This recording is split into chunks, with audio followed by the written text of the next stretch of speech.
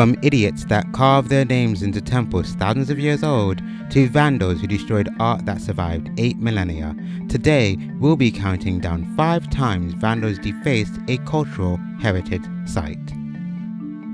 Number 5. In 2013, 14-year-old Ding Jinhao thought it was super important to let the world know that he had visited the Luxor, a 3,500-year-old Egyptian temple. So of course, he did what any other sane person would do and carved his name into the 3,500-year-old temple, writing Ding Jinhao is here, in Chinese, of course. This act upset tons of people, and it didn't take long before the identity of Ding was found. He did, after all, leave his name carved on the side of the temple.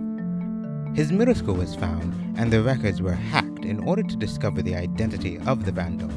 Jinhao's parents were forced to apologize to the Egyptian people. Some speculate that his actions may have caused the Chinese to lose face. Ding Jinhao's carvings were found to be mostly superficial and were able to easily be restored, unfortunately for Ding Jinhao. Number 4. Greenpeace is an organization whose aim is to protect the environment. Unfortunately, protecting ancient cultural heritage sites is not one of their secondary goals. In 2014, Greenpeace trespassed on the Nazca Lines in Peru. The Nazca Lines are a set of ancient glyphs of animals, people, and objects. The images are massive and can only be seen when elevated. The lines were made somewhere between 15 and 2,500 years ago and were painstakingly made by removing the top layer of reddish dirt, revealing the grey that laid underneath. Some of these images are very impressive and over 600 feet in width. The lines are so well maintained because the climate is dry and mostly windless, which allows anything imprinted into it to survive for thousands of years, including the damage that Greenpeace did. No one is allowed to walk on the area without special permissions, and they must wear special shoes. Not even the president can decide to just hop out and walk on the hummingbird, which is exactly what Greenpeace did. Greenpeace trespassed and decided to put down a banner touting the importance of renewable energy, leaving footprints all over the hummingbird's area. They were careful to not step on the lines themselves. However, their prints will remain next to the hummingbird for potentially thousands of years. The best part of this is that Greenpeace issued a half-assed apology, apologizing if they offended the Peruvian people, but never apologizing for actually trespassing and damaging the lines. Number 3. In Utah, there is a place called Goblin Valley. The valley is filled with special rock formation called hoodoos, which are referred to as goblins for some reason. These formations are made by erosion, and some of them are over 160 million years old. In 2013, a group of Boy Scout leaders decided to video themselves toppling over one of the rocks. They were very happy with themselves in the video, smiling, laughing, and cheering.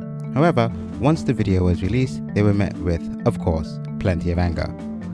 In the video, one of the scouts, Glenn, said that they saved a kid who was about to walk by the rock and die. He maintained that he felt they were doing a public service and that his only regret was not getting permission to topple over the rock, part of a formation that took many millions of years to form. The two, now ex-Boy Scout leaders who toppled over the formation, faced up to 5 years in prison. However, both only got 1 year probation and had to pay a fine a little under $1,000. Number 2. Easter Island is known around the world for one thing: the giant statues of humans called moai. Nearly 900 of these statues were made, and it is considered an amazing feat considering the time when this was done. Some of these statues weigh as much as 17,000 pounds. These statues were carved somewhere between 516 and 766 years ago by the Polynesians. It's suspected that they were made in order to honor the chiefs. The larger the statue, the more important the person was. In 2008, a Finnish tourist, Marco, decided he wanted a little souvenir. He didn't get a keychain or a shirt that said, "I went to Easter Island and all I got was this shirt." No. Marco decided that he needed an heir. He began chipping off the earlobe of one of the giant moai. However, he was caught. The mayor of Easter Island wanted Marco's heirs. However, Marco got to keep his heirs and instead spent about 2 weeks under house arrest at the hotel where he was staying and ordered to pay a fine of $17,000. Number 1. Before Australia became a dumping ground for skilled labourers who committed petty crimes, it was inhabited by various tribes of the Aboriginal people.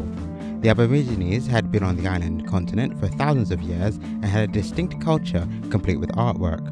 One of the most famous forms of art were cave paintings and handprints. The artists would put their hands on the wall, fill their mouths with water and a red pigment made from earth called ochre.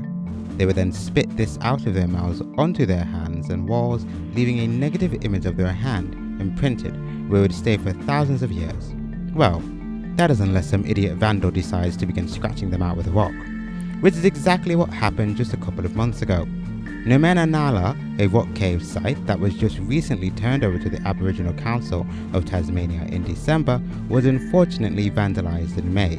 Several handprints stretching back 8,000 years had scratch marks over them, or in extreme cases were completely eradicated, completely destroying the artwork of the original people that had survived 8 millennia. Sadly, the vandals haven't been found. If you like the video and like to see more, please like, share and subscribe. Videos will be uploaded every Friday.